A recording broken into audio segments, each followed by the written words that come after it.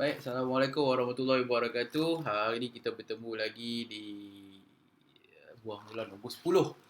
So, hari ini kita bawakan Cik Roslan dengan Labu Taulim daripada Durian Alaini dengan Afalawel. So, mana-mana yang ada di live, dua orang saya tengok, bolehlah nak sharing ke apa ke. Hari ini sebab panel kita yang daripada Kota Kinabalu tu tak dapat untuk join. Saya tengok dia baru dapat second dose. So selalunya second dose duk lapak lah, mengatuk lah kan. So saya kata tak apalah kan, biar carry on dengan dengan Cik Roslan dan Labu Taulim. Okay, saya akan buat masuk Labu dulu. Sementara tu kami ada panel misteri. Okay, by the way, saya dah pin dah dekat komen. Siapa-siapa nak join the stream, boleh join. Ikut topik yang kami bincang. Maybe ada apa-apa nak tambah. Tapi tak join for entire live pun tak apa. Maybe you nak masuk, just nak share. Tapi kalau malu lah, katakanlah malu lah, nak ni apa?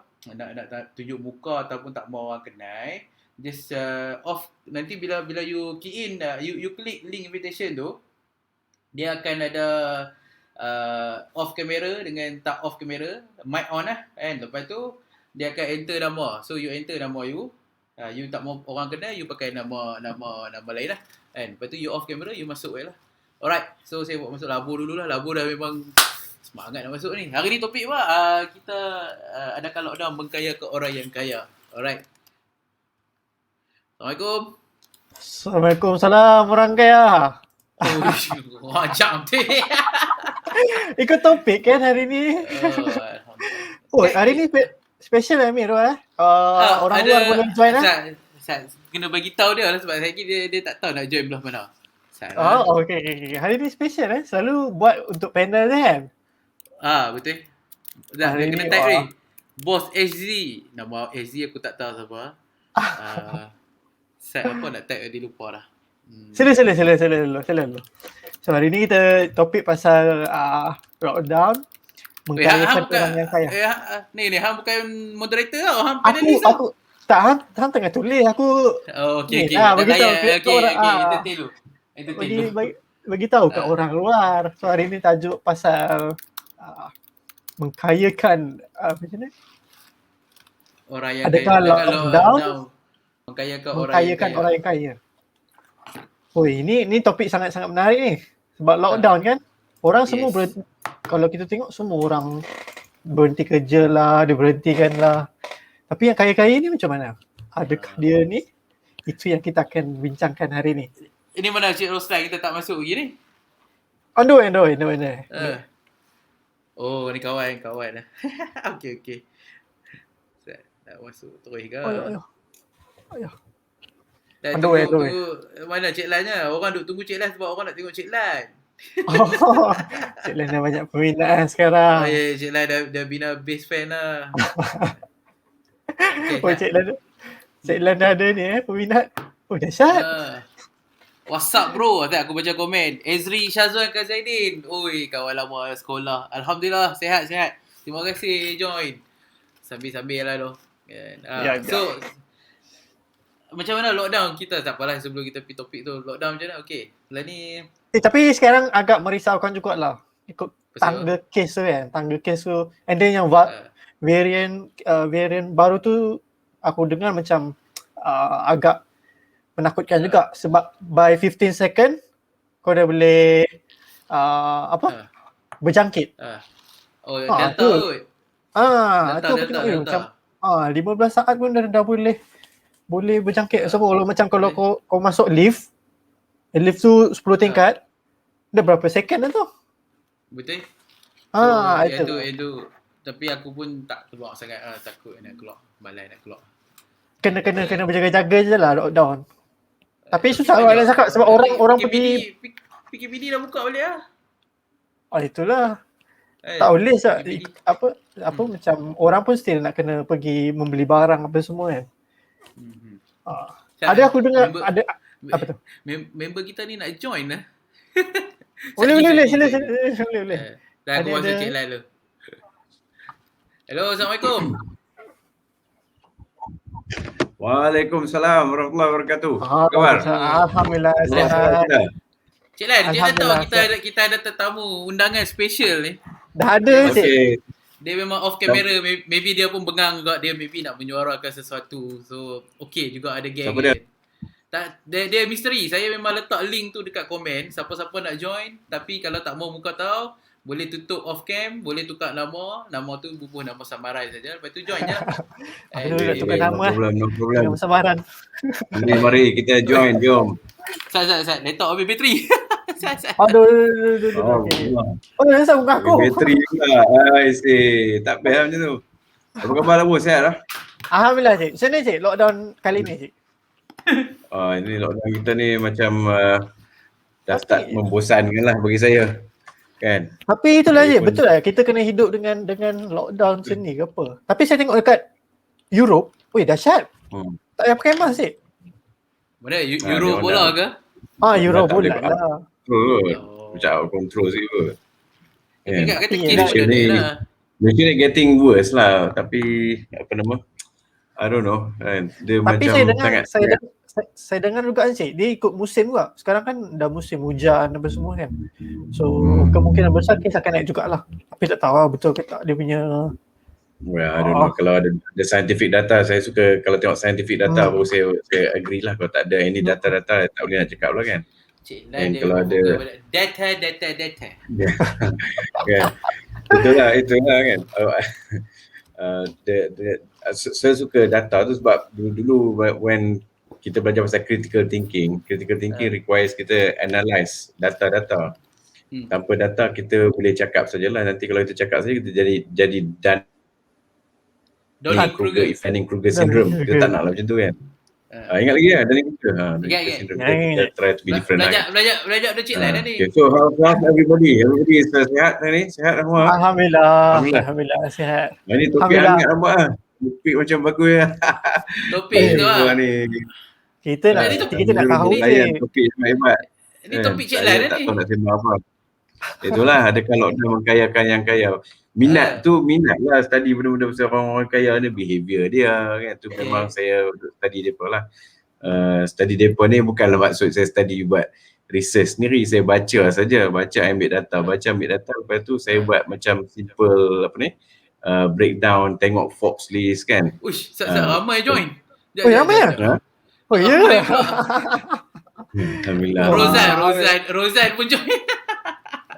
Siapa dia tu? Ada nak menyuarakan ni, ramai yang nak Tapi- menyuarakan. tapi- Sat. nak- Okey, saya rasa better jemput masuk baru syok lah. Terus. Terus. Eh? Ya. Wah, Misteri first time ada 5 orang. Ni hampa buka mic kan, jangan duduk senyap pula. Assalamualaikum tuan-tuan dan puan. Apa khabar semua? Sihat dah? Alhamdulillah. Hari ni Assalamualaikum. special lah kita. Ada tamu jemputan. Yes. Temu undangan ni. Cik Lan tak ingat saya kot Cik Lan. Yen ke tu? Oi, Bunyi macam Yen lah. Tak? Tak ingat saya dah kot Cik Lan. Saya ingat kalau sorang macam kenal tu. cuba. Asal bukan Yen lah. Cik tekan lagi cik. Tanya Amirul dia siapa dia tak tahu. Yang buat lab chemistry tu kah? Yang tu kah? Saya yang design untuk apa nama Rozan ni printer lah. Printing. Rozan printing. Tahu. Rozan printing. Apa Rozan sihat? Sihat. Okey, menarik tu. Sekarang bisnes macam mana? Okey ke? Mrs. Rozan dia sihat. dia surviving lah ni, surviving. Alhamdulillah. Masih ada permintaan tu. Kena maintain je ya. InsyaAllah. Ada cuma dia punya how kita nak sama deliver to customer tu kena kreatif sikit lah during this PKP time ni kan. Ya, betul. Most likely tak jumpa customer sekarang ni, most likely by phone, by Zoom. Itu je lah cara kita nak jumpa dengan customer kan. Yes, sebab saya dah setahun dah orang kata basically dah memang tak jumpa customer in person dah pun. Betul lah. Kami pun macam tu juga. Jadi kalau buat pakai Facebook lah banyak pun lah. Iklan Facebook lah kan. Macam tu ke? Actually kita ni my core is design lah actually. Bila printing tu kita Oh, sub ya. juga Ya. kan. So design ni dia ada bottleneck dia. Okay, kat mana ni? Apa sembang kat mana ni? Baru introduction, baru nak. Okay. Kita pasal Okay, design. Belum lagi. Oh. So nak start kat mana je Lai? Boleh. Adakah lockdown? Tak baik, kita santai-santai lah kan. Kita santai-santai. And then dia ceritanya pasal adakah lockdown mengkayakan yang kaya. Sambung ceritanya tadi kita sembang pasal apa nama? Saya punya minat ni study orang kaya ni pada dulu ni. Study buku daripada The Millionaire Next Door, cerita dia kan. Buku tu dia tulis oleh Dr. Stanley kot, Dr. Stanley something like that lah kan. So dia buat research. Dia tu masa dia buat PhD, dia research orang kaya ni macam mana dia punya ciri-ciri dia tu. So saya terpikat dengan buku tu, The Millionaire Next Door tu kan. Dr. Thomas Stanley ke apa nama dia, tak ingat lah nama dia. So daripada situ saya tengok apa ni, Forbes list and all that kan. And then sekarang saya study dengan and then saya terus masuk kenapa mereka ni boleh ada income gap kan. Saya minat bidang kenapa the rich get richer and the poor get poorer. So banyaklah benda-benda yang kita dapati lah kan. Ceritanya ialah the way they parking the duit lah, itu memang savvy lah. Memang saya admit lah the way they parking duit tu savvy. Tapi there are things yang mereka kena acknowledge, ada benda-benda yang mereka buat tu mereka kena give back to the society lah. Sebab saya ada satu professor sociology daripada US. This professor pun buat research macam mana wealth di Amerika tu. Mereka kan sebenarnya mereka jadi kaya tu bukannya sebab mereka boleh jual barangan tu sampai beribu-ribu macam saya selalu cerita lah kan. Mereka bukan boleh jual 100,000 pisang goreng, dia tak buat macam tu kan. Dia cumanya ialah itu business, dia panggil business model. Yang interestingnya ialah they become richer because mereka masuk dalam listing of stock exchange. Bila dia masuk dalam listing of stock exchange ni, dia dah pegang saham, dia terpaksa bagi sedikit pada mula-mula katalah dia buat bisnes tu dia dengan kawan dia, partner, contohnya dia buat pakai Sdn Bhd lah contohnya. Dia mungkin partner 50%, okay. But bila dia makin maju dia boleh apply untuk masuk bursa. Bila dia apply masuk bursa, jadi dia masuk dia kena give some of the portion, maknanya dia terpaksa jual, bagi saham dia sikit kan, mungkin dia pegang 30%, kawan dia 30%, lagi 40% dia bagi pada public.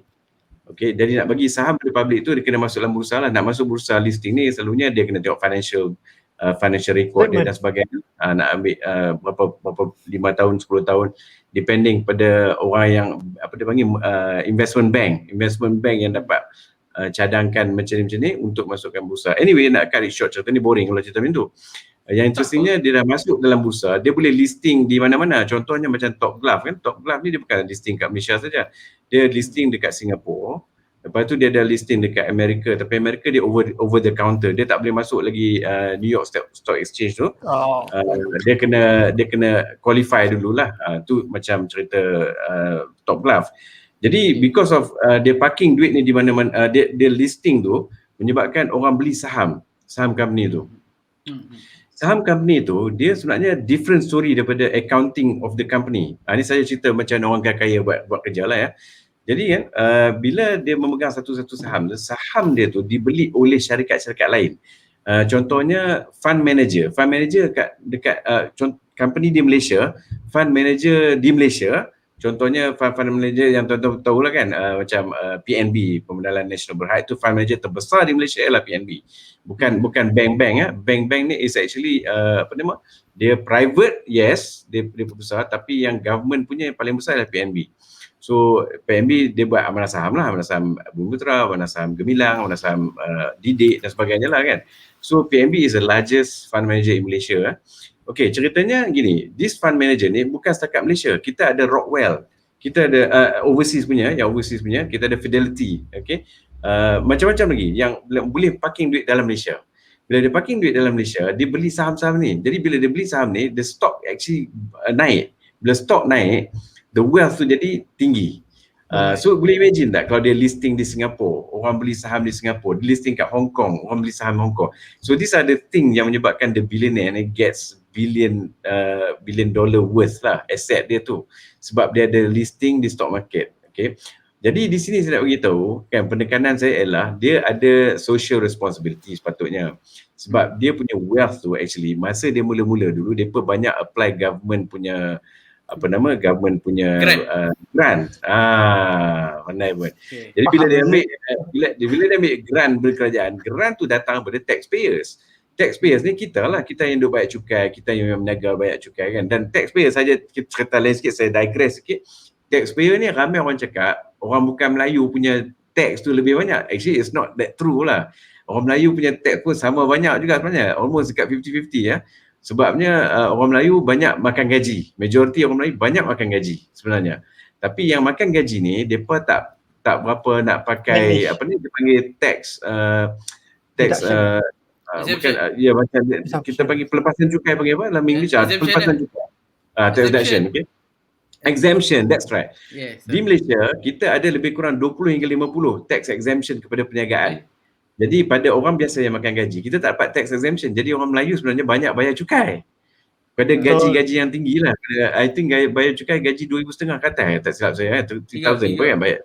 3 Jadi 3,000. Jadi ceritanya businessman, mereka pandai pakai tax exemption ni, dan businessman pandai parking duit overseas. So di sinilah yang menyebabkan kita rasa, kita wonder that dia punya, pada peringkat mula-mula kita berniaga tu memang titik peluh kita sebenarnya. Kan, tapi takat tu dia dah saturated.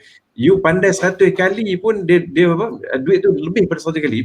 You faham tak maksud saya? Maksud saya ni dia punya duit tu kan mungkin 1,000 kali ganda lebih pada duit orang bawah.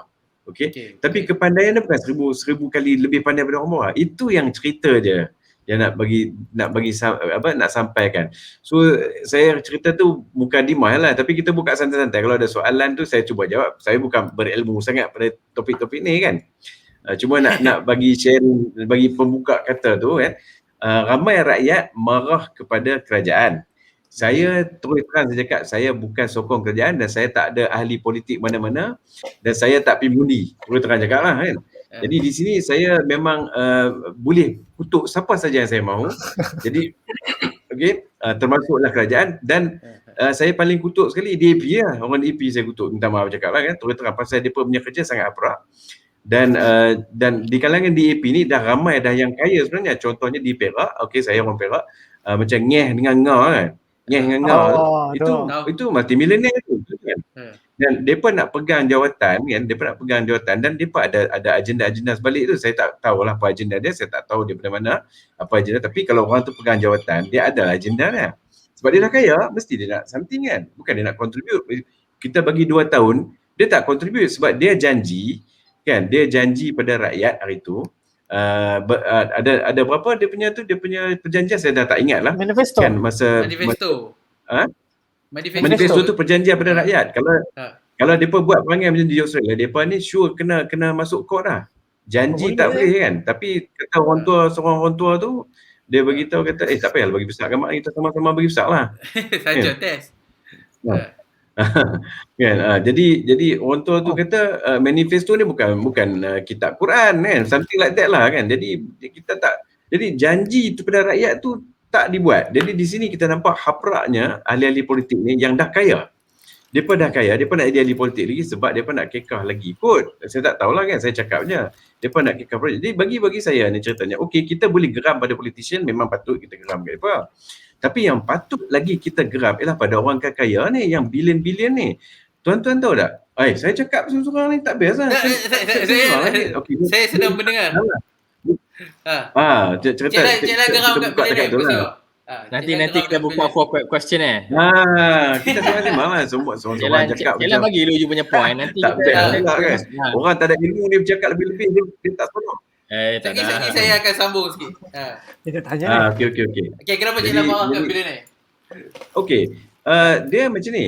Dia sebenarnya bila dia pakai duit rakyat untuk dia naik, jadi tibalah masa dia kena membela rakyat bila masa rakyat memerlukan sekarang ni. Kan, sebabnya bila kita buat calculation, maksudnya dia contribute balik. Ya, dia contribute balik. Ya, dia pun memang bayar cukai, tapi billionaires ni tak kira di mana dia pun berada, Malaysia ke US ke, billionaires ni paling kurang bayar cukai in terms of asset dia. Oh ya, betul lah. Does that make sense tak? Betul. In terms Faham, of betul, asset betul, dia, betul. dia paling kurang bayar cukai. Jadi cukai dia tu kan, ialah mungkin dia bayar cukai 200 million for example, betul ada, tapi itu bukanlah sepatutnya jadi satu alasan. Dia sepatutnya dikenakan macam zakat. Okey, atas aset. Okey, atas aset, not atas profit, atas aset tu. Because aset depa ni berbilion. Okey, so bila kita dapat katakanlah tu yang saya geram hari tu saya bagi tahu, government should give a slap tax on these people. Contohnya kan orang yang menangguk di air keruh ni. Sekarang ni kita tengah pandemik kan. Jadi depa ada 3-4 company, contohnya Harta Lega, contohnya macam Kosan, contohnya macam Top Glove, you know, these are the people yang make money during pandemic. Betul. Okay, dan dia in 1 year they make billions, you know, they make Betul. billions of ringgit ya. So asset macam ni, they should pay tax on this kind of asset. You know, government should approve satu akta yang slap the tax atas orang-orang yang dapat menangguk dia. Sure, kita memang nak glove di masa pandemik, sure. But there is corporate social responsibility yang saya rasa patutnya lebih daripada tu lah. They should at least contribute 1% lah. Saya dah buat calculation, nanti kita sembang lagi lah kot, macam tu kan. Tapi depa of course depa ada buat CSR juga, cuma maybe depa tak letak kan. Sure, but it's not enough. It's not enough. Especially lah, when the pandemic is in, you know, macam ni kan, the government is trying hard to pusing duit tau. Bagi saya nampak again, I'm not pro Muhyiddin, tapi I look at Muhyiddin, the way he works is very good lah. Kan saya tak deny that. Orang mungkin tak suka kat dia, itu terpulang kat orang. Tapi bagi saya, kalau orang tak suka pun, you mesti tak suka pada billionaires. Because these billionaires kita ada di Malaysia ni, billionaires estimate kalau ikut Forbes list ada 50 Forbes list tu actually US billionaire 20 orang saja. In terms of US dollars billionaires, tapi the whole 50 list tu semua billionaire ringgit. Okay, jadi based on the study yang saya tengok daripada Statista dan sebagainya, billionaires is estimate between 50 hingga 80 orang di Malaysia. Dan do you know berapa orang multimillionaire yang mempunyai 400 juta ringgit ke atas? Rasa berapa orang? Maybe dalam 200, 100 orang, 150 je. 100, betul, 150 orang macam tu. Saya tengah-tengah. Tetapi millionaire yang 1 juta ke atas ada berapa? Patut lagi ramai. Patut dalam ramai, ada berapa? maybe dalam tak apa. 500, 600, bukan, macam tu. don't 1 million. 1 million. Banyak sangat lah. 1 million now is nothing. 30,000. Thousands of people lah. 30,000 orang. Okay, 30,000 orang. Millionaires yang ringgit Malaysia lah I'm talking about. Jadi in terms of millionaires ni, sikit lah, baru 30,000 orang ada 1 million, sikit lah. Itu yang actually based on assets lah. Banyak lagi yang kita tak tahu sebenarnya kan. Yang bawa yang tak declare kan. Kita tak tahu lah macam mana kan. Simpan bawah bantai tak tahu lagi. Simpan bawah bantai. Contoh kan. Jadi rumah property semua tu mungkin ada yang tak declare property kan. This and that lah. But saja beritahulah, bila kita sembang benda macam ni, you know, saya calculate, in fact tadi dah saya buat calculation because of this thing lah. Kan, last year saya dah calculate dah. Last year kalau you tengok my YouTube, I bagi tahu macam mana billionaire dekat Malaysia ni boleh membantu boleh membantu rakyat. Sekarang kita ada 600 pekerja yang 600 orang pekerja yang hilang pekerjaan. Maybe 700 now, maybe 800 maybe Last year dapat estimate 1 million, but alhamdulillah ada some kind of tak sampai 1 million lah if I'm not mistaken from data. Tapi please correct me if I'm wrong. Saya ready to be corrected actually. Jadi nak bagi tahu yang kalau lah billionaire ni depa dapat contribute 1%, nanti saya cerita lebih lanjut, dia dapat membantu antara 180,000 pekerja sehingga 250,000 pekerja. Bergantung pada berapa banyak gaji selama setahun dia boleh employ these people. At least for temporary lah untuk keluarkan daripada pandemik. Now, kita ada cerita masalah pula. Kalau kita employ orang pergi bekerja, kena COVID. Okay? Tak kerja, tak ada gaji. So, what is it that we can do? Dan di sinilah yang saya rasa solution ni saya akan share my pandangan lah tentang solution dia macam nak buat. Cik Lai kata tadi depa boleh Labu bukan presenter juga ke? Labu pun kena tanya. Saya pun kata. Saya tunggu soalan. Depa dua orang kat bawah ni. Depa dua orang ni tetamu jemputan. Saya tunggu soalan. Silakan. Boleh nak cerita apa-apa silakan lah Rozan. Potong Seorang potong kita baru. Ni, seorang kita satu lagi kita panggil nama dia A. Panggil Zudi tak apa lah. Dia panggil kenal Zudi. ni. Dia dah keluar Zudi. Cik Lam pun pernah jumpa sekali je kot. Buka kamera. Ni Kalau kamera. Yeng ah. Ha, dia buka. Assalamualaikum. Waalaikumsalam warahmatullahi wabarakatuh. Ai, kanal lah tengok muka. Tapi nama tak apa ingat lah nama. Tak ada keluar ke nama kamera lah? Tak keluar, tak tahu. Saya tengok balik. Kita jumpa head office Amirul lama lu kan? Betul. Allah Akbar. Saya Jumpa ni sekali, ya. nama tak sharp. Rupa macam. Kami pun lama dah tak jumpa ni actually. Kan biasalah time COVID kan. Landa masih kat SP ya kan? Kat SP ya? Betul. Kat SP. Okay. Alhamdulillah. Yang ni soalan itu Rozal lah kan? Maaf. Tu dia. Okey, nama buka lah. Ada nama. Dua-dua pernah jumpa kan? Lah dah tunjuk muka tak boleh maki orang. Ya, betul lah. Saya tanya Amirul dalam ni lah, dalam private chat. Nama apa? HZ apa dia? Zudi dia abang lah. Zudi. Yes. Zudi. Alhamdulillah dapat kita jumpa lagi. Lama tak jumpa ni. Kan seronok kita sama-sama macam ni. Saya pun kalau jumpa dah makin rambut dah makin putih. Kan? Bukan jadi orang putih. Makin handsome. Sini tak bergaya tu. Makin muda tak apa. Hai Allah. Cik Lan cakap tadi mereka duk create well kan. Lepas tu Ya, create well. dulu Tak, saya tak ada masa- masalah orang create well. Saya tak ada masalah. Depa deserve it lah. Create well tu depa deserve. Usaha. Sebenarnya saya rasa dari segi aset tu depa kena contribute to the society. Sekarang kita dalam keadaan yang sangat teruk kan, sangat teruk, orang tak ada kerja dan orang bunuh diri dan sebagainya. Tak rasa something ke? Tak rasa di hati mereka tu kan, ada yang baru-baru ni kita tengok satu peniaga yang actually lelong kereta Volvo. Siapa ingat cerita tu? Lelong kereta Volvo untuk diberikan wang tu kepada Yaman. Bukan yang di Kedah. Dia Itu beli tu. Beli tak dia ingat, Oh, tapi dia adalah somebody buat macam tu kan. But the point is, kalau billionaire tak boleh jual satu helikopter kan. satu Jual sebiji rumah cukup je. Jual sebiji rumah dah boleh lah. Zudi terkeluar. Tak nampak dia. Tak apa. Okey. Tak soalan saya Cik Lan, Tadi Cik Lan kata depa ni create well, Cik Lan abang tak ada masalah kan. Okey. Lepas tu dulu sebelum ni government buat GST. Lepas tu GST ni biasalah untuk kata efisiennya untuk tangkap orang yang duk lari tax lah whatever. So tapi tiba-tiba lepas habis government hak tukar baru depa pergi bubuh balik SST. So jadi macam back to old system lah. Yeah, the truth is kan, in terms of tax ni sebenarnya, satu ramai orang yang buat bisnes, mereka dah savvy dari segi pelepasan cukai ni. As I said tadi, dia ada antara 20 hingga 50 pelepasan cukai di Malaysia ni yang mereka boleh apply. Jadi mereka buat macam tu. Satu lagi, mereka boleh juga buat offshore. Okay, ingkan boleh parking offshore. Jadi dari segi tax, businessman ni sebenarnya is very tak fair lah. Jadi bagi economist punya point of view, sebenarnya GST is excellent system. Bila potongnya GST, suddenly mereka tak ada income. Jadi sebab tu mereka kena introduce, mereka malu sebenarnya, mereka terpaksa introduce SST. Sebenarnya itu adalah satu tamparan pada muka mereka sebab mereka bercakap dulu, mereka bercakap tanpa buat analisa. Mereka bercakap untuk jadi champion of rakyat untuk vote for mereka.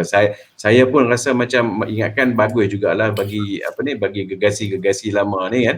Dia panggil dah jadi dinosaur ni, sila keluar lah kan. Tapi bila kita tengok peralihan kuasa, kita tengok jadi ini pandangan saya sebagai orang yang bukan ahli politik saya tak ada vote mana-mana, saya bukan ahli mana-mana UMNO dan saya bukan ahli politik mana-mana pun. Jadi saya rasa saya ada hak untuk bercakap sampai pada siapa pun lah. Saya tak peduli cap unta ke, cap babi ke, cap ayam ke, semua saya tonyong semua sekali lah. Jadi dari segi freedom of speech. Freedom of speech. Jadi saya ni rasa bersyukurlah sebab saya tak pilih mana-mana parti. Saya rasa bolehlah saya bercakap dari segi ekonomi. Maknanya kan dari segi ekonomi, who has done very well. To be honest with you, saya rasa kalau saya cakap ni ramai orang tak setuju dengan saya, tapi tak apa. Tuan-tuan berhak Dia Tuan-tuan based on berhak, data. tuan-tuan berhak mempunyai hak pandangan masing-masing. Kita hormatlah pandangan Betul. tuan-tuan Rompan. Tapi pandangan yang saya tengok from economic point of view, yang excellent Prime Minister is the sleeping Prime Minister. Siapa dia? Digelarkan Prime Minister yang tidur. Badawi. Badawi. Itu Ramai boleh orang bagus tak tahu. saja. Dari segi Badawi finance, dia dari segi Abdullah. control Finance finance.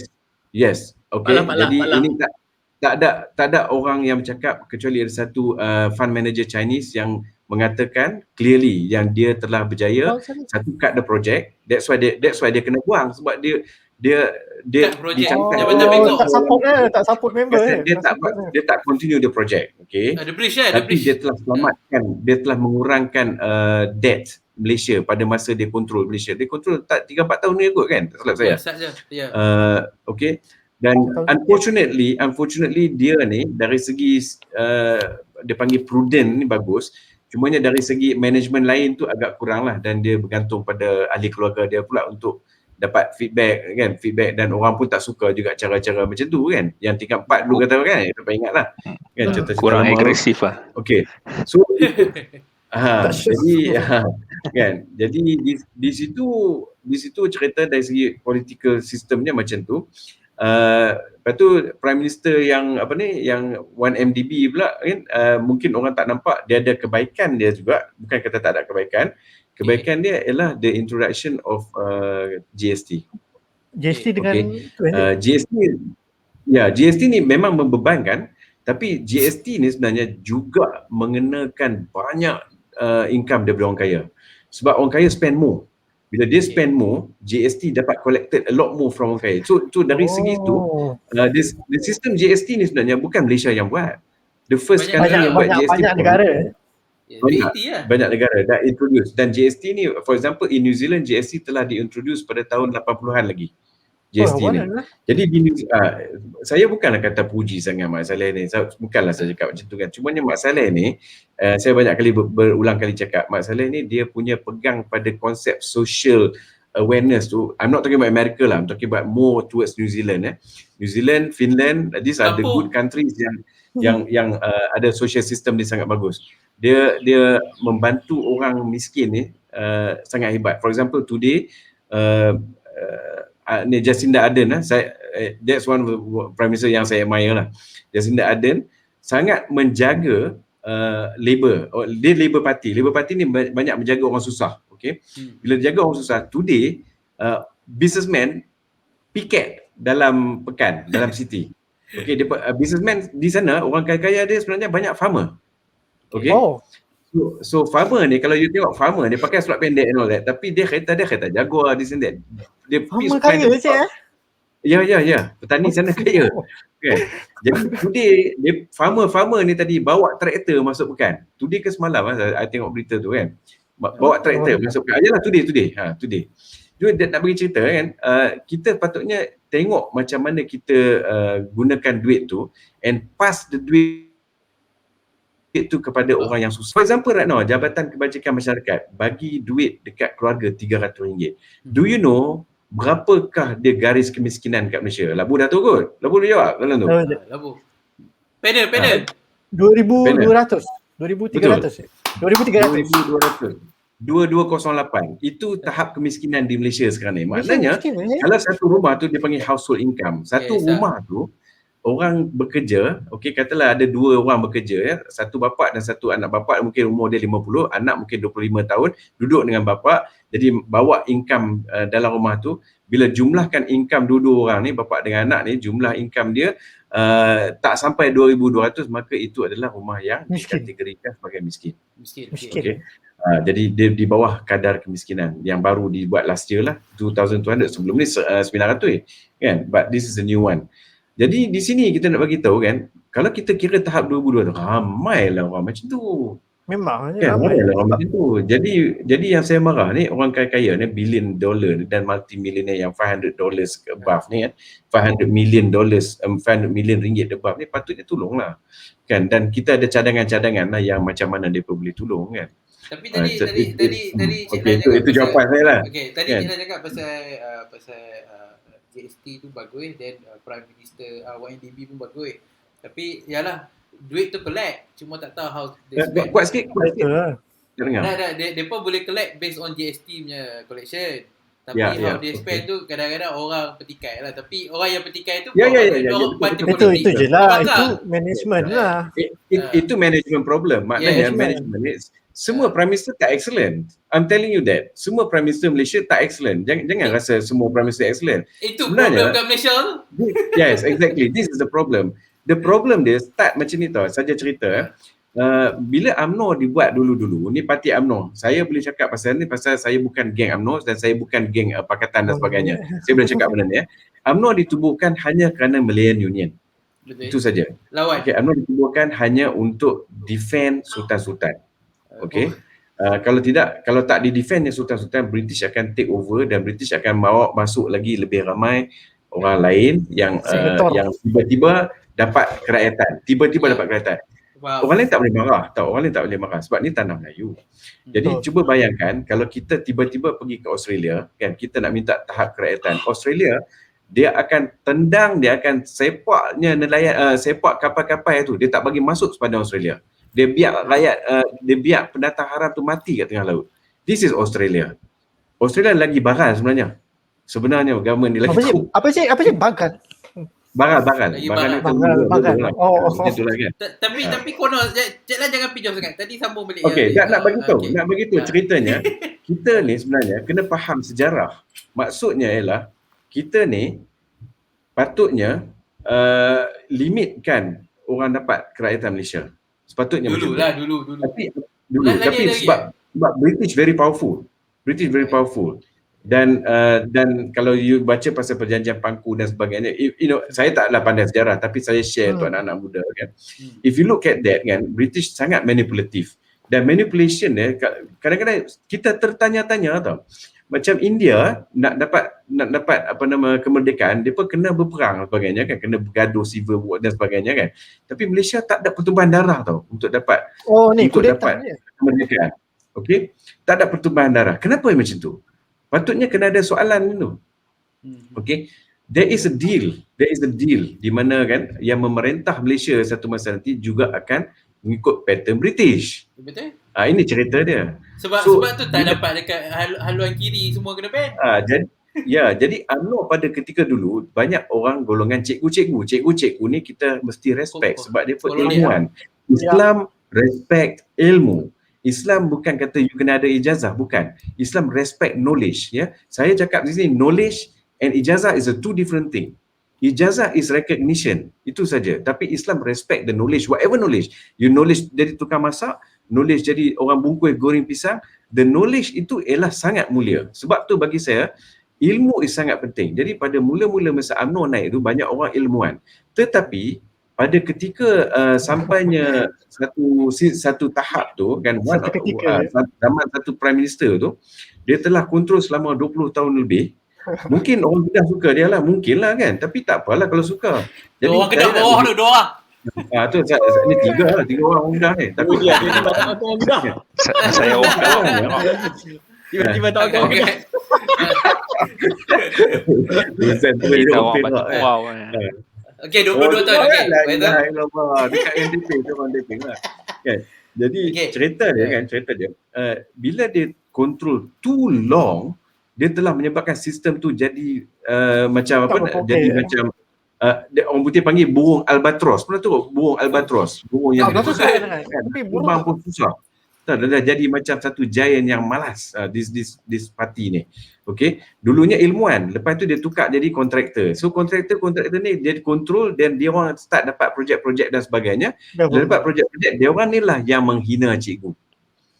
Dia orang ni lah yang memulakan budaya menghina ilmuwan. Okey.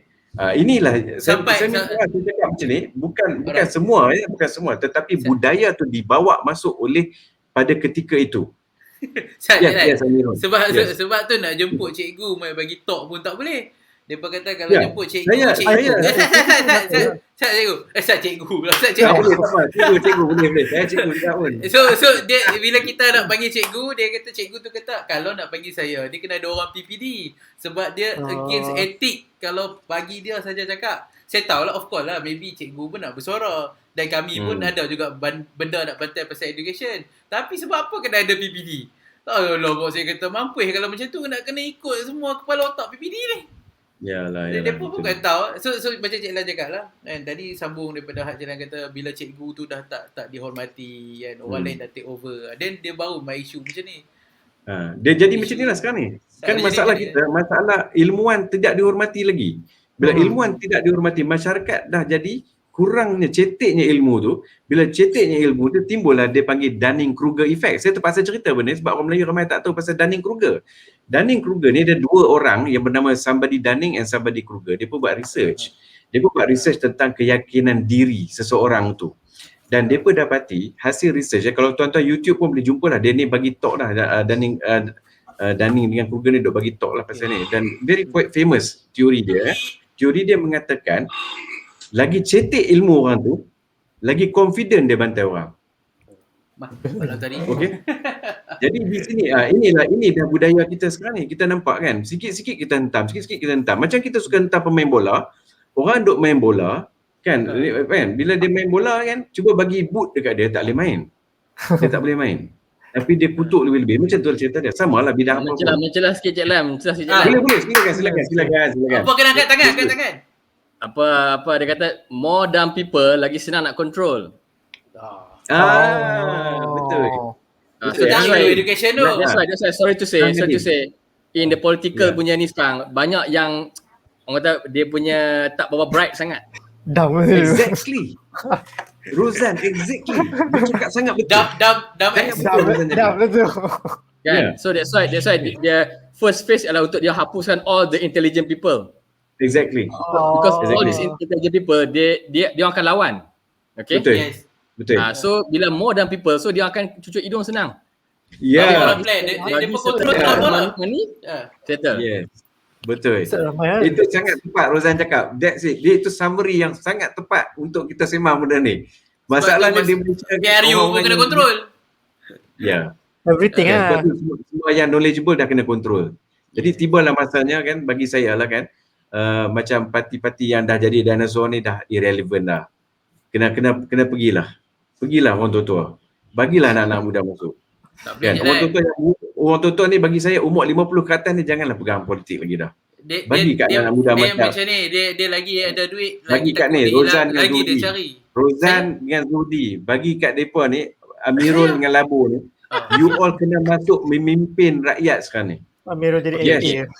Yes, I setuju separuh-separuh. Okay? Okay. My opinion is that as long as you are capable of orang kata apa, be a leader, go ahead. Yeah. You still relevant. Yes. Kan? It doesn't matter your age or whatever. Kan? Yeah. Tapi kalau you muda pun you corrupt, still tak okay. Tak okey juga. Tapi ikut lumrah alam, orang muda ni dia punya mind lebih fresh lah. Kan? Yes, betul. There is natural punya law lah kan. Nature punya law. Tapi betul kalau betul. tua pun you are capable, why not go ahead? Kan? Tapi yang kita dah nampak sekarang ni, muda kan, tua kan. Masalahnya macam Rozan Ulok duit. Kan? Macam Rozan cakap tadi. Kan? Okay, Rozan cakap tadi, kita ada intelligent people. 22 tahun, intelligent people ditendang, dikeluar. Okay? Lama-lama orang intelligent people ni kan, dia pun tak bercakap dah. Dia pun tak bersuara. Jadi depa tu yang kat atas tu. Dan bila depa tu kat atas, depa dah cucuk hidung macam Rozan cakap tadi. Orang nampak dia tu seorang yang pandai. Orang lain tak pandai lah. Sebenarnya saya jumpa orang pandai-pandai banyak Rozan. Banyak. Dan orang ni tak menyerlah. Kan, depa punya hidup tu biasa-biasa saja. Tapi in terms of leadership quality sangat hebat. Because of ilmu lah, depa ada ilmu. Kan? Dan depa tak kaya. Dia bukan tak menyerlah tau. Dia being suppressed. Ya. Their voice has been cut off. Kan, because of the thing that I cakap tadi tu lah. Betul. Kan? So betul macam all the media yang betul-betul kena tutup, kena tahan. Yes. You know. So all these things lah yang terjadi actually. That's why bila satu pihak saja yang boleh bersuara, okay? And then yang pihak yang sepatutnya yang betul tu dia keep on kena suppress, dia orang dah tak mau dah lah. Malah. Betul. Kan? Dia pergi buat lah malas tak lah. cakap lah, tak bersuara lah. Malah tak bersuara. Mesti kecewa. Rasa dia kecewa. macam ni lah. Macam kami lah. Kami pun macam saya lah. Bila dah tengok apa jadi pada masa COVID ni, each party pun, each pemerintah pun sama saja. So dah macam give up PRU tukar untuk edipau sama saja. Kan dah jadi malas kan. So lama-lama betul lah macam Rozan cakap. Lama-lama dulu intelijen dah quit dah. Maybe depa pun dah malas lah. Tak lama kami pula yang quit kan. Sebab tu kami fikir ada overseas. Jangan quit. Dan the most important thing kan, saya ni suka bagi cadangan pada anak-anak muda macam you all ni kan. You all can be leader. You are capable. You'll be surprised. Okay. Now start with business dulu. Jadi business leadership. Okay. You ada business. Zudi pun buat business kot ya. Zudi, you buat business juga kan sekarang? Hidup awe. Ya, saya buat business part time. Alhamdulillah. Aku abang. It's okay. Dia dengan ni, dia dengan ABS. Apa? Puan Ainon. Ha, betul tak? I know business school. I know business. Bagus. Okay. Bagus. Now, in my opinion kan, business ni sebenarnya hadis Nabi. Saya bila sebut hadis jangan ingat saya ustaz. Saya bukan ustaz. Saya suka jangan. Saya tak pandai benda ni, tapi saya suka pegang hadis-hadis yang saya suka lah kan. Ada hadis-hadis yang saya tak berapa nak hafal, tapi yang ni saya ingat sangat pasal apa? 9/10% rezeki itu datang daripada perniagaan. Tapi ramai orang ingat, kena buat bisnes lah nak dapat rezeki. No, meaning dia very deep. Okay, meaning dia macam ni. In order for us to get that rezeki, the wealth to actually coming from the business tu tadi, sebab dia banyak integriti yang telah Nabi tanamkan. Okay, so umpamanya bila kita buat bisnes, kita kena hormat customer. Kita mungkin bagi salam. Setidak-tidaknya setiap pagi you doa untuk customer you. This is what Nabi telah ajar. So therefore, orang yang buat bisnes ni sebenarnya boleh memacu semula ekonomi Malaysia, boleh memacu semula kualiti kehidupan rakyat Malaysia. Jadi di sini kan, orang-orang bisnes, especially Muslim businessman lah macam you all ni, okay, you should tanamkan balik, you should bawa balik semangat apa yang Nabi ajar. Bukan sebab you kena buat bisnes nak kipas duit, bukan. Nabi ajar perniagaan itu ialah kerana Allah. Jadi gunakan perniagaan itu sebagai tools untuk kita buktikan integriti kita. Kita dapat projek bukan sebab kita kipas-kipas orang, kita tanda-tanda sign apa semua, tak ada. Kita buat kerana Allah. Hang tak nak bagi, hang punya pasal, aku kan buat. Macam mana di market di Madinah dulu masa Nabi mari, Nabi lukis garis dia, hampa jangan pergi dah Madinah punya market, hampa jangan pergi dekat tempat market normal tu sebab situ banyak Yahudi. Hampa berniaga dekat sini. Nabi buat line. Kawasan ni kawasan pasar Muslim baru. Jadi bila peniaga-peniaga Muslim mari, lokoi biasa kecuali macam Abdul Rahman Auf tu memang daripada jenis banker lah dulu kan, dah banyak wealth. But the business yang biasa-biasa ni yang nak jual kurma dan sebagainya, they start because of integrity. And because of integrity, Yahudi satu demi satu dia punya business tutup. Jadi di sini kita tak mampu nak buat. Sebab kita punya integrity ni, orang businessman yang dah boleh dipersoalkan dah. Okay, when you do business, when you do business, you kena sacrifice dua benda, either or. Okay, you sacrifice you punya time dengan family, you energy and all that, or you terpaksa sacrifice your integrity. Kalau you sacrifice you punya integrity, you memang cepat kaya. Dan bila you cepat kaya, you tak peduli dah ke orang sebab you kaya cara mudah. And then also akan cepat jatuh juga tu. Mungkin dia cepat jatuh, tapi ada orang pandai parking juga. Dia kaya tak jatuh-jatuh. Dia ada begitu kan. Itu kat dunia je lah, kat dunia je. Ya, betul. Kat dunia. Jadi this is the thing yang untuk nak tambah sikit lah apa yang Cik Lan cakap tu kan. Boleh, silakan. As a business person ni, somehow by hook or by crook, kita terpaksa harness kita punya leadership quality tu. Very good. Betul. Setuju. Betul tak? Sangat setuju. Because of course kita kena ada staff, kita kena ada people untuk kita nak handle and all kan. So somehow secara tak sedang kita actually sedang tengah brush up kita punya leadership quality itulah. Alhamdulillah. So kalau dipuput dengan cara yang betul, that's why macam Cik Lan cakap, dia business ni somehow dia cover banyak area in life. Kan? So secara automatiknya businessman dia boleh lompat jadi a leader jugalah. Kan? Ya, betul. Memang betul.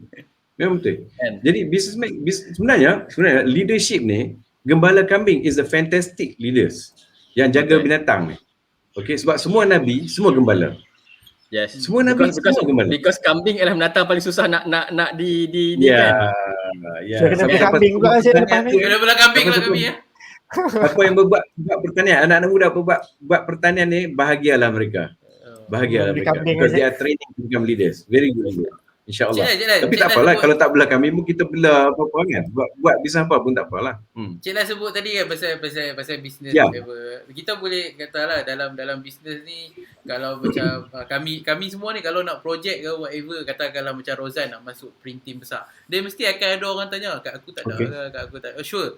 Lepas tu bukan setakat dalam bisnes tu saja tau. Even pejabat government pun semua pakai kabel. Depa siap kadang-kadang Betul. lantikan tu anak-anak, adik-beradik semua dalam tu pakai kulun. Sekarang. Jabat-jabat Betul. tanah. Kip. Kadang-kadang malas. Betul. You want to ni kan? Okay. Dah. Pasal penggunaan kabel ni, Hmm. penggunaan kabel ni kita pun kena hati-hati juga. Okay. Contohnya, anak kita nak masuk universiti. Kita ada kawan dengan universiti tu, dengan punya lecturer. Mungkin lecturer tu kawan bapa kita ke whatever. Jadi di situ pun kita dah start menggunakan kabel. Dan kita pun tak boleh nak tuduh businessman pakai kabel. Sebab kadang-kadang kita pun pakai kabel. Nak masuk asrama penuh, cari kabel. Kan? Macam-macam. Jadi dah jadi behavior dalam masyarakat Malaysia ni, penggunaan kabel tu yang saya cakap tadi tu, dia rampant, dia sangat menjadi-jadi ni pada ketika zaman ilmuwan tu ditolak keluar. Dia dah Jadi duduk dalam sistem je lah. Ya, zaman kontraktor ni, bila masuk zaman kontraktor ni, Dah dia jadi dia bawa ke masyarakat luar ni jadi lain macam. It has been a culture lah, a Norms. Ya, jadi Dah norms ya. lah. Dan saya tak cakap semua orang lah. Saya tak boleh cakap macam tu. I cannot put a blanket. Tapi saya nak bagi tahu the impact dia, majority impact ni menyebabkan anak-anak muda macam you all ni suffering to do business. Because seolah-olah satu kan, orang lain tengok kita low quality. Seolah-olah kita duduk pakai topang lagi. Kita nak buat bisnes kena ada cap Bumiputera. Nak bisnes kena ada cap Bumiputera. You know, that kind of thing. Actually kan, because of those culture, depa yang nak pakai Bumiputera tu depa. Do you know why depa nak Bumiputera sangat-sangat? Okay, saya cakap terus terang. Bumiputera scholarship, Bumiputera dapat. Jangan cakap Bumiputera saya dapat. Non-Bumiputera pun dapat scholarship. Saya pernah mengajak student-student saya yang dapat scholarship, yang bukan Bumiputera. Ada. Diskaun rumah bagi kat Bumiputera. Bukan semua dapat beli rumah pakai diskaun Bumiputera. Betul tak? Di mana nak pakai Bumiputera? Saya bagi tahu kat mana. Yang nak dapat Bumiputera status ni, cabutan IPO. Siapa tahu pasal cabutan IPO? Projek. Initial public offering. Putih ke? Oh, itu putih. Dengar. Oh, ingatkan tu putih semua senyap tiba-tiba. Dengar. Initial Share. public offering lah, share. Yeah, cabutan. Yes. Okay.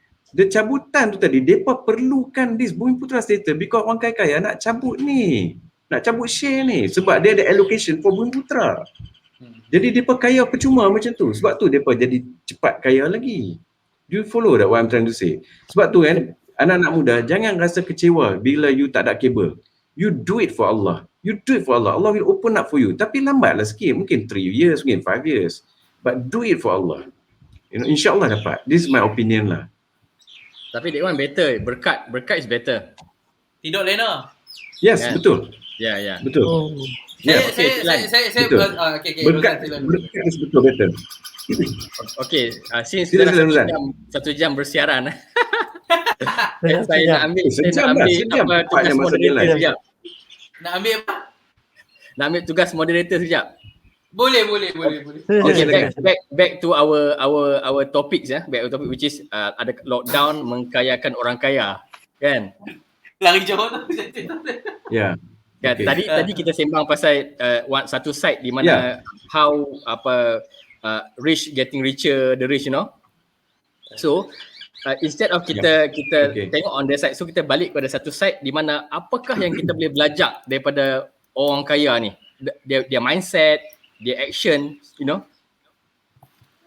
so that kita yang tak orang nak kaya ni boleh jadi kaya macam depa. At least mindset ke macam mana InsyaAllah. Very good. This is fantastic question. Bagi saya, my mentor is actually semua daripada Nabi Muhammad SAW dan semua sahabat-sahabat dia. This is a fantastic mentor. Do you know, saya start dengan Nabi dulu ya. Sebab Nabi ni, dialah yang mula-mula sekali buat servant leadership. Servant leadership ni adalah kajian orang barat yang menyatakan the trend, the good leadership quality sekarang bukan authority, bukan authoritarian, tapi the servant type leadership. Servant leadership ni ialah dimulakan oleh Nabi kita, Nabi Muhammad SAW. Dia yang mulakan servant lead by example ke macam mana? Ya, lead by example. And as a leader, dia jaga dia punya downline, dia punya team dulu. Sebab tu you tengok, kalau you tahu pasal Simon Sinek ni actually banyak mengatakan leaders eat last. Nabi is the one doing that. If we can do that, we will do good business insyaAllah. Okay, so when you do business, you take care of your customers, you take care of your staff, you take care of the environment. Maksudnya you tak mengotorkan environment. Macam setengah-setengah kelang, we dump the chemical dalam parit. So these are all etiquette yang Islam telah ajar. So the best way actually is not so much about the kaya itself. The best way is to mengkayakan everybody. When you run the business, you must think about how to make everybody kaya, how to make your staff kaya, how to make your customer kaya. This is the concept yang Islam bawa. That's why bagi saya, the marketing concept of apa yang Nabi bawa, tengok tahu, Nabi bawa marketing is very interesting. Satu, dia dah jadi leader. Okay, and then second thing ialah when you do business, you have to know setidak-tidaknya ilmu marketing. Marketing yang dibawa oleh Nabi is very simple. Okay, dia boleh jumpa sesiapa sahaja. Dia boleh jumpa pembesar-pembesar, tapi bila dia jumpa pembesar, dia pakai pakaian yang dia pakai biasa. Dia bukan pergi pakai, bila orang kata nak buat business, you mesti ada big car and so on, all that, you know, to run a business. No, not necessarily. Not necessarily. Okay, because when you look at barakah means that it's actually like enough. You know, it's actually sufficient. That's what barakah is all about. Okay, everything is enough and you have more. You have more that you can give somebody something else. You know what I mean? Jadi kan, bila Nabi berjumpa dengan pembesar-pembesar, dia pakai capal, if you remember. Dan dia kena baling batu pun. So, bila dia baling batu, apa yang dia buat? You know, there's a rejection in the selling of the Islam. There's the rejection. Dan dia teruskan. So, there's an attitude of never give up tu. Never give up selling Islam. Jadi, disitulah anak-anak muda perlu ambil untuk kita promote produk kita ni. Kita ada produk kita sekarang ni, kita promote tanpa ada giving up. Dan bila kita promote produk kita, kita kaitkan dengan how is it that you use my product, you can enrich yourself. Okay, mungkin you enrich your time, mungkin you benefit to your whole family. Kalau you gunakan produk saya ni, contohnya, you use my product, you become better in your lifestyle. You can have time to serve Allah, for example. So you have to olahkan you punya business tu towards making everybody to become a better lifestyle dia. Okay, so bila you pegang konsep tu, you don't need to look at Elon Musk, you don't need to look at, sure it's good to learn from duniawi, bukan kata jangan tengok Elon Musk, boleh ambil lah apa Elon Musk, ada benda-benda yang baik macam dia tak give up kan, dia buat roket sampai berapa, 9 roket je, 9 roket ke 3 roket meletup, never give up kan. Betul. Elon Musk, Jack Ma kan, Jack Ma happy kan dia, kan, Jack Ma pun dah kena bantai lah dekat China. Kita Richard Branson. Tapi apa yang Cik Lam cakap tu, they want, because just now I tanya tu because I thought you nak somehow sebut certain big names lah dalam dunia ni kan, yang the current one. Tapi bila you patah balik dekat Rasulullah, which is I think that one is the perfect example lah. Okay. Perfect example. And then satu keyword yang you cakap tu, memang somehow dia orang kata apa, dia settle, which is you buat business ni bukan nak mengkayakan you saja, you want to enriching others, you know. Yes. Because automatically bila you nak mengkayakan orang, nak merdekakan orang, automatically you jadi kaya sendiri.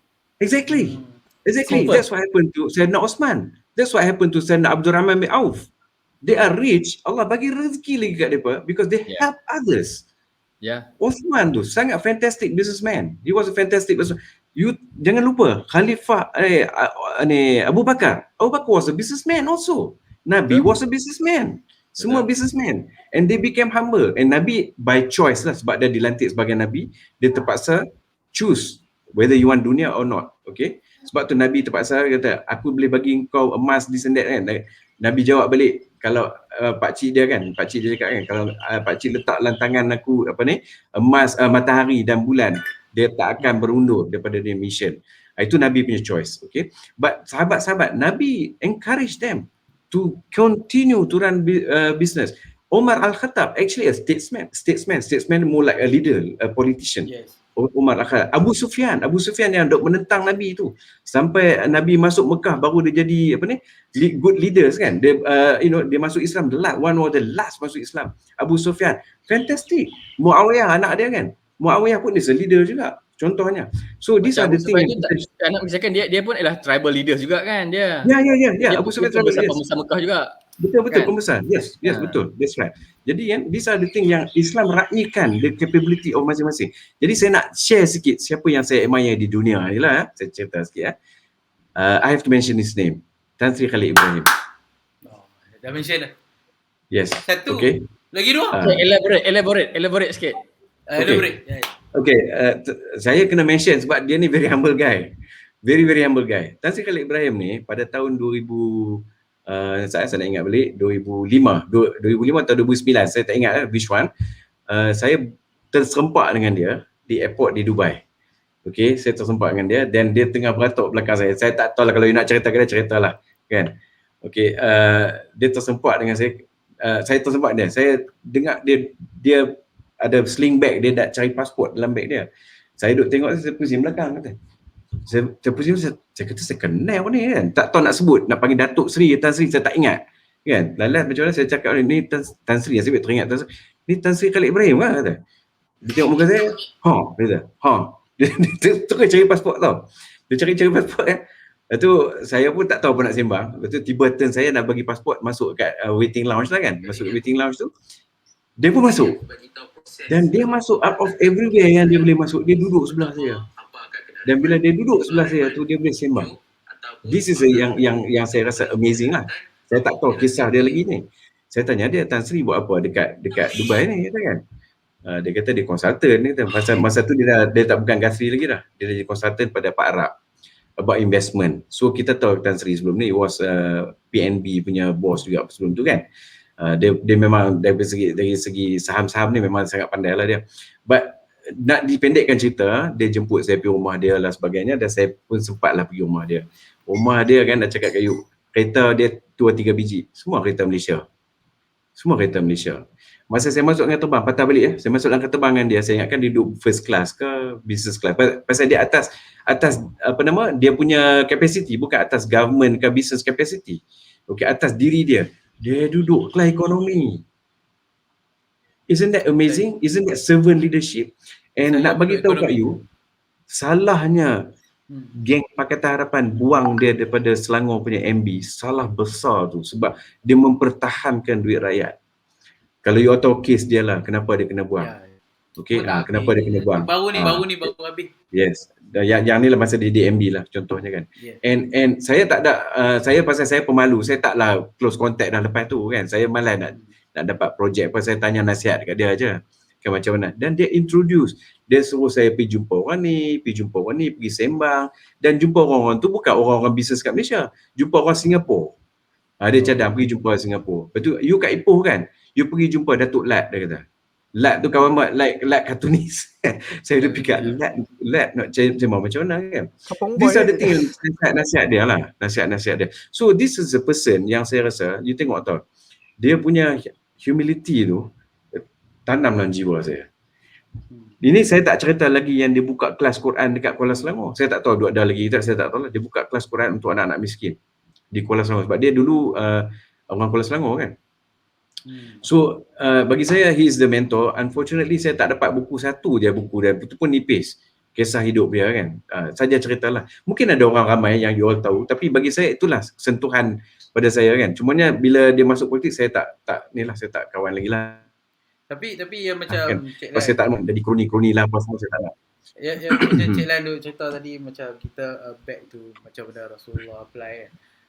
Kawan saya dia bagi tahu macam ni, dia kata kat saya, dia kata, aku tengok ni kalau hang menega style macam ni memang lama dah bungkus office kan. Sebab dia sentiasa contoh nak dapat klien ke customer ke kelab, kena entertain klien, perempuan, minum apa semua. So hidup dia stres juga.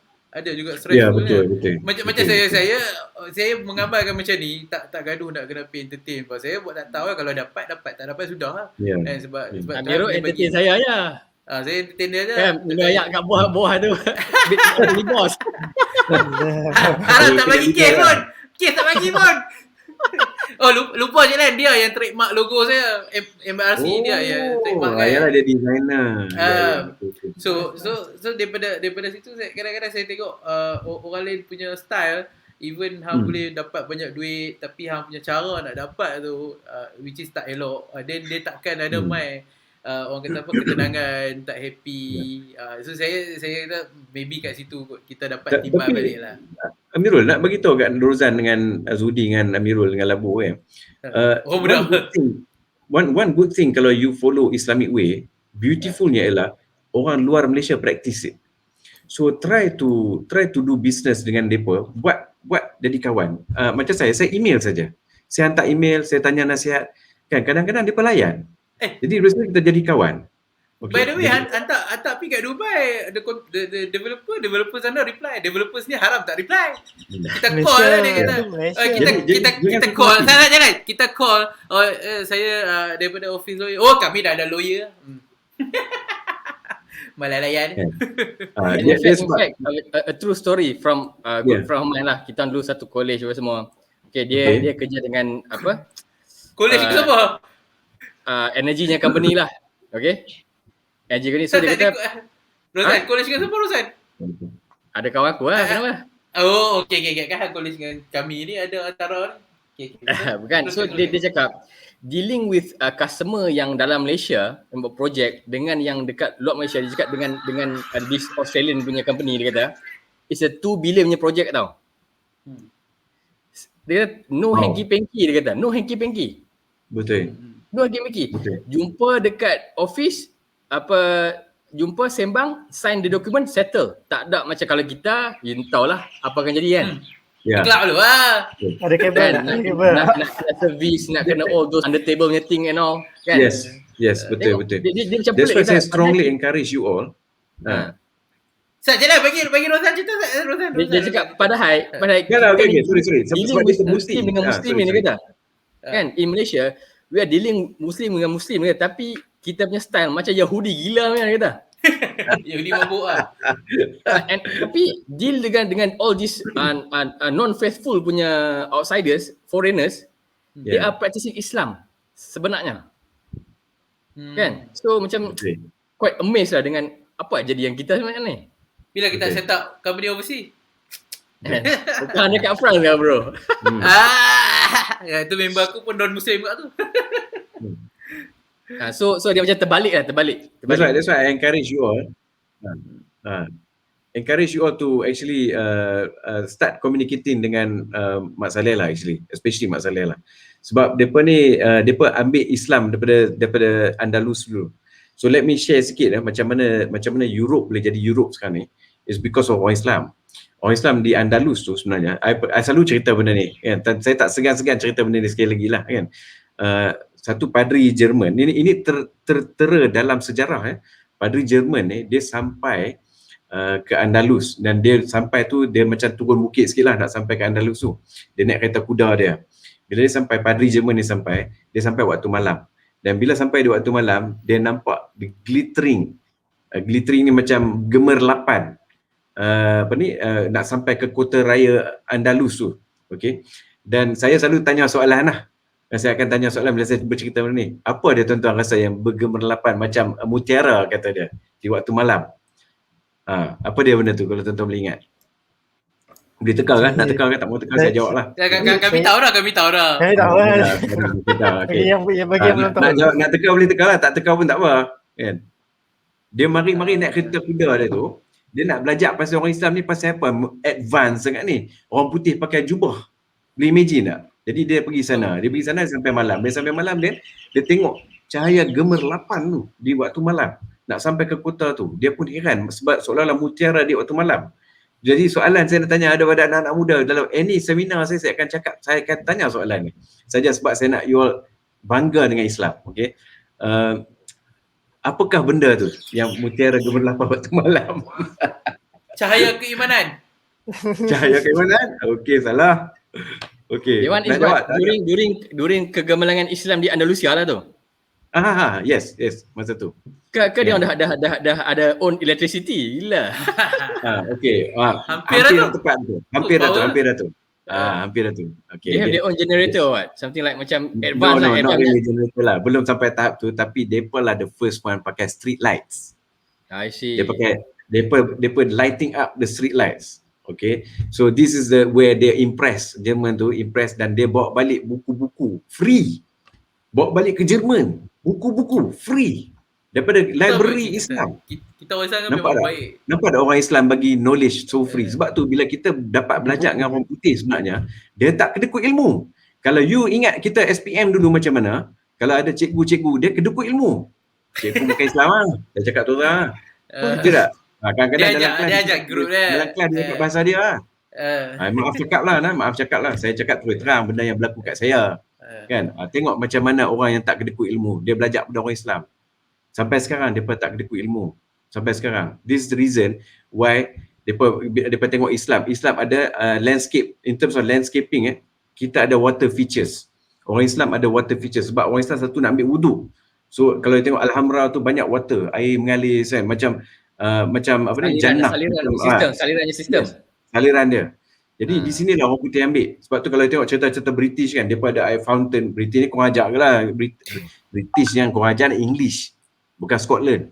English ni cerita lain. Nanti kita cerita zaman ni, kita cerita pasal apa depa korang ajar and all that. Tapi Okay, Hero, set for the date untuk tajuk tu.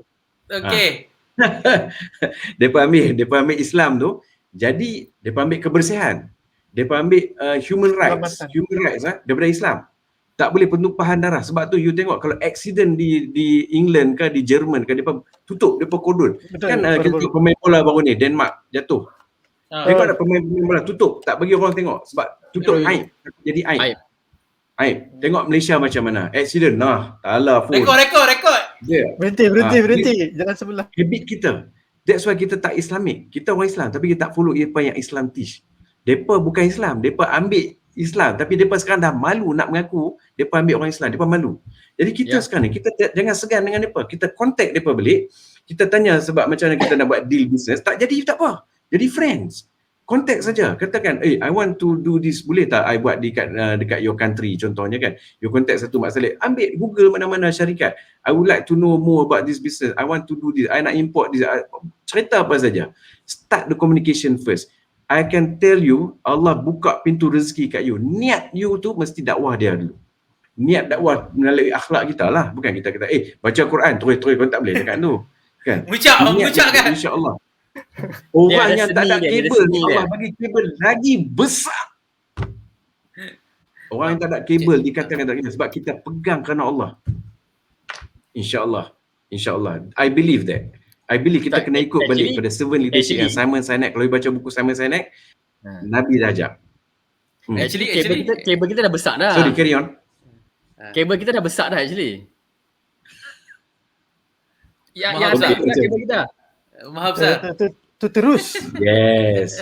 Kan? Terus pada Allah. Sebab kita tak pandang dia, kita pandang manusia. Exactly, Rozan. You make a very interesting points tonight. Hang ni makrifat. Mirul. Kena jemput ni. Rozan dengan Zofi ni kena jemput jadi panel ni. Mereka ni banyak ilmu.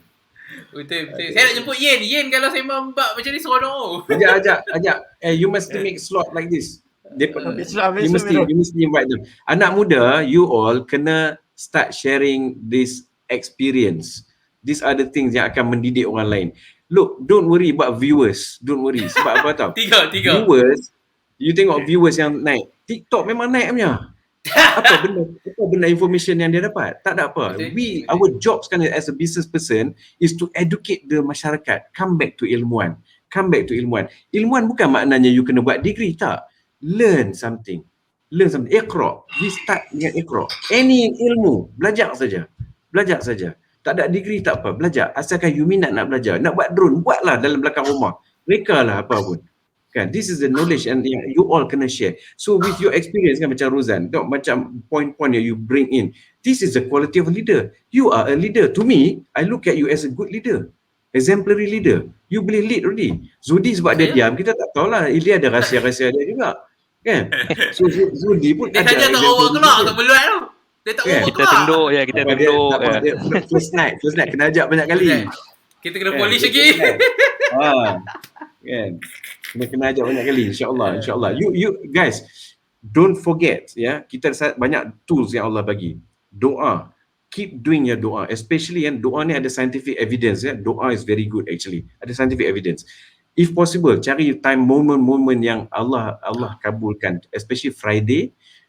Friday waktu khutbah, and then Friday waktu asar tu, lepas asar. Friday. Okay, waktu hujung-hujung asar, around 6:30 onwards, doa. Take your time to doa. Kalau payah sangat nak doa, buat yang ni, duduk antara dua sujud. Rabbighfirli warhamni wajburni warfa'ni warzuqni wahdini wa'afini wa'fu'ani. Baca yang tu pun tak apa. Okay, make doa then. And then Allah bagi satu lagi tools, guys. Semai hajat. Very simple. 2 rakaat anytime. 2 rakaat. Semai hajat. Make it like a weekly event or kalau boleh daily events. Semai hajat. Kalau boleh Saturday night kita bangkit, Saturday kan kita free kan. Do the tahajud once a week. Once a week cukup. Kalau nak buat lebih, alhamdulillah.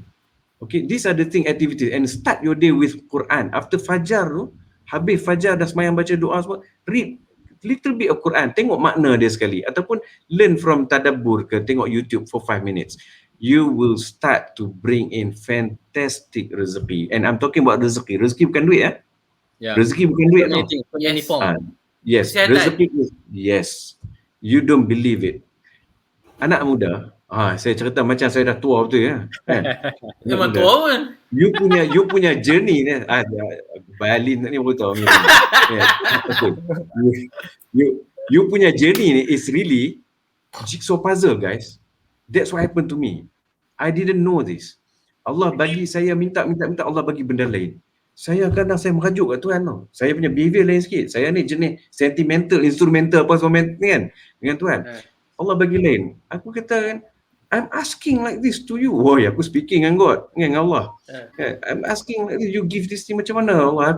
I don't enjoy this thing. I don't enjoy my job. I don't know what I tanya itu. But rupanya that job yang saya buat tu lepas dalam 20 tahun kemudian berguna sangat-sangat. Baru Yes. Allah knows best. Yes. Allah testing, Allah bagi benda tu kat kita suruh kita sabar rupanya. Saya anak muda mana sabar kan, kira macam ni. Aku macam ni bila nak kaya kita buat kerja lebih Bila ni. nak kaya. Bagi gerak. Betul. Kita punya mentality yang tengok Cina tak boleh cakap putih boleh jadi kaya. Kita boleh cakap okey. Ya, boleh cakap dah sikit kan. Boleh cakap atau ayat tak kaya-kaya. Kita pun fry lah dengan Tuhan kan. Rupanya so much things yang kita akan kutip sebenarnya. So pay attention to what's in front of you. Buat Betul. kerja betul. Pay attention to what is in front of you. Your wife, your anak-anak. Those are the benefits that you cannot get somewhere else. Really, pay attention to them. Okay, and you will bring this into your business life. InsyaAllah, you akan tengok benda-benda macam ni akan berlaku. So it may take some time. Macam in my case, 20 years baru revelation depan mata. Ya Allah, untungnya aku buat, kau suruh aku buat benda tu. Macam tu. Dulu bersangka buruk. Jadi topik kita ni sebenarnya dah lari. Bagi saya kupas sikit lah yang saya nak bagi tahu tadi kan. Saya dah calculate orang kaya ni sebenarnya. Oh, ada calculation lupa. Sorry calculate ni. Saya dah calculate tadi. Orang kaya ni lebih kurang 30,000 millionaire kat Malaysia, dan estimate saya lah antara 50 hingga 80 billionaire. Total asset mereka ni dalam bilion ringgit is approximately 450 billion, 450 billion ringgit. Kalau kita ambil 1%, maka duit tu kalau mereka boleh donate 1%, billion, I'm talking about non-Muslim sekali lah 4.5 billion ni, kalau you bagi gaji 2,200 untuk seorang selama 12 bulan, muzik lah, ada muzik Amirul, selama 12 bulan, you boleh employ pekerja sebanyak 170,000 pekerja. You boleh employ these people. Ni orang kaya ni yang tak dengar cakap kita ni kan, mungkin dia tak dengar malam ni, tapi kalau dia bagi gaji 1,500 selama setahun, Dia boleh employ 250,000 ni, billionaire ni boleh employ, boleh membantu kerajaan untuk meng-create kerjaan seramai 250,000 orang. That's a lot, So, man. That's a lot. That's a lot. Betul? That's a lot. Banyak. Simple calculation. So saya beg all the dana-dana daripada billionaire ni, bukalah foundation macam Bill Gates Melissa Foundation ke, kan, Cerai. Warren Buffett Foundation ke, buat foundation and then minta ustaz-ustaz yang ulama-ulama hebat-hebat ni dengan fintech punya company, buat fintech company. Kalau you all minat fintech, bagi tahu saya, kita boleh buat fintech insya-Allah. Okey, buat fintech punya company, kita agihkan this dana-dana ni untuk employ these people. Sambil-sambil you employ tu, you train them to become businessmen, you beli saham mereka esok. Okay, these are the things yang saya rasa kita banyak kena belajar lah, these things. Jadi bagi saya billionaire ni, kalau hampa nak marah kat siapa-siapa, nak marah kat Muhyiddin, kesianlah kat dia. Ada hadis pemimpin, termasuk Agung adalah khalifah kita, sultan-sultan khalifah kita. Nabi suruh kita dengar cakap mereka dalam kesenangan dan dalam kesusahan. Ingat tu hadis Nabi tu. Saya bagi tahu bukan kat anak-anak muda depan saya ni, pada orang luar sana yang suka marah sangat. Dia marah pasal dia frust kan. Dia marah. Tapi ingat, selagi leader tak datang pergi masuk rumah kita, rompak rumah kita, leader ada buat macam tu, itu leader yang zalim. Selagi leader tak buat macam tu, kita kena taat pada dia. This is my pandangan lah. Kalau tak setuju tak apa. Saya minta maaf lah kalau saya cakap ni mungkin upset. Saya minta maaf lah kan. Tapi this ada tu lah. So coming back to ni lah, I think I open the ni lah to you all kan. Apa yang boleh share. Share lah kalau nak share kan. Ataupun ni Rozan ni kena share ni, Rozan. Zudi pun. Apa yang Cik Lan cakap tadi tu. Apa orang kata apa, billionaires punya adanya somehow like macam tanggungjawab balik terhadap the community or to the people kan. Ya, yang betul. sampai telah mengkayakan mereka, you know. Yes, betul.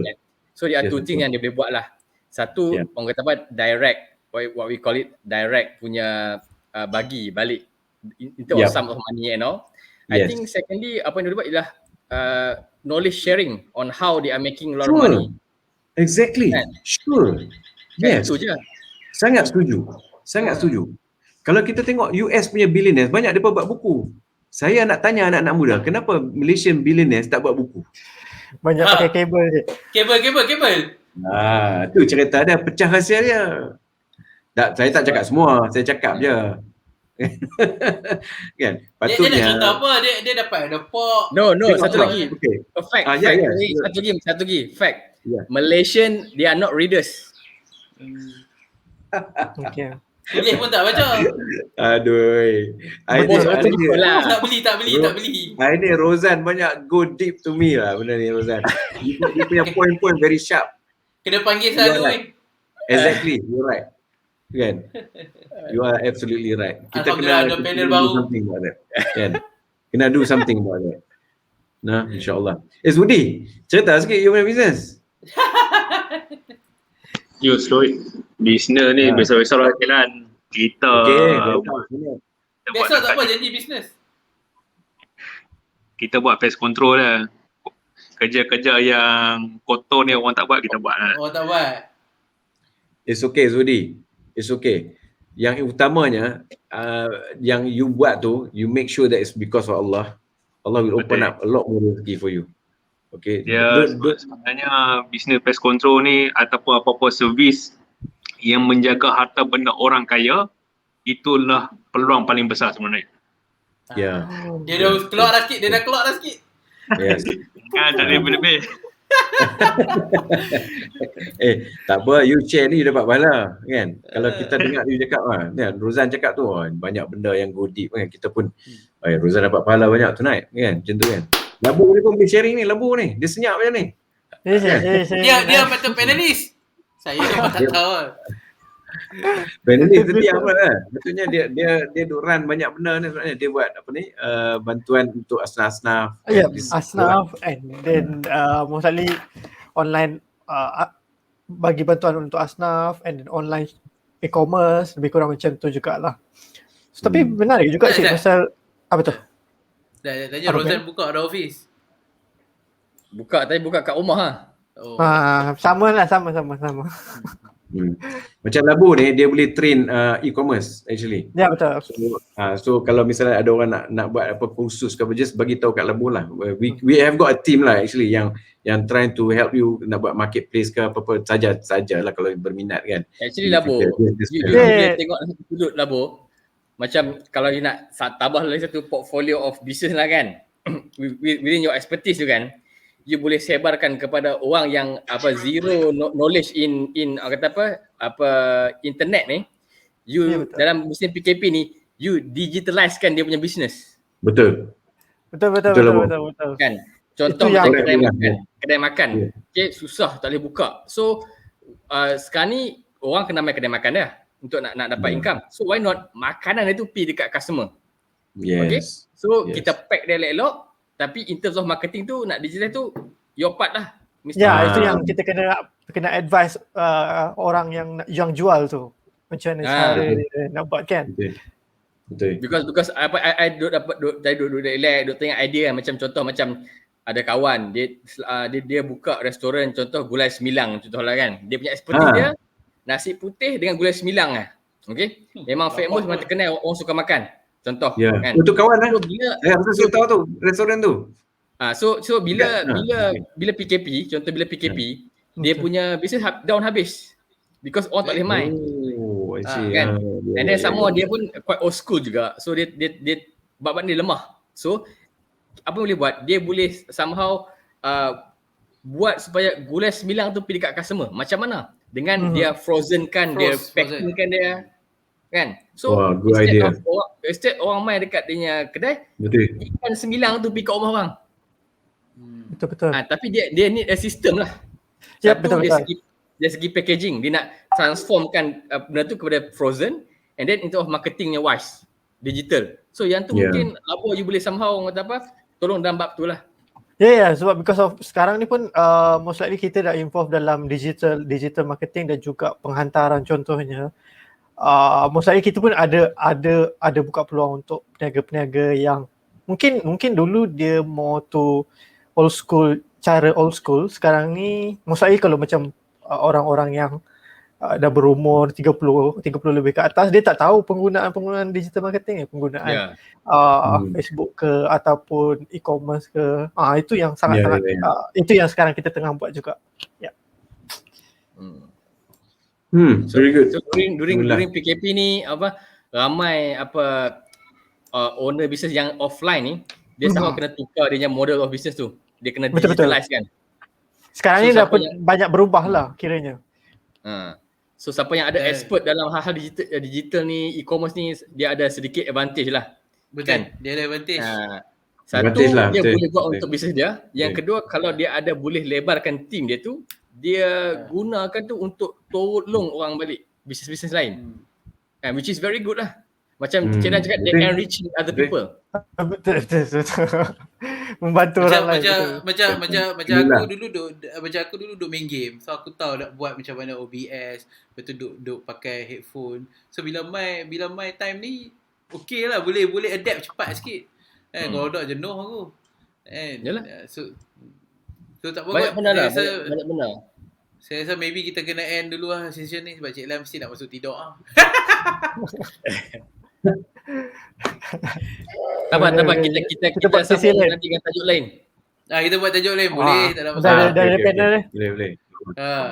Saya pun lapar ni. Dia yang lapar, bukan dia kata saya tidur.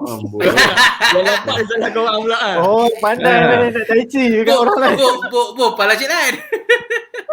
Dia kan buat interview pasti. Okay lah kot. Kita pun dah tatih ni. Tak payah end broadcast dulu. Sekejap lagi kita duduk lagi dalam grup. Okay, boleh. Assalamualaikum. Bye. Salam. Assalamualaikum. Thank you.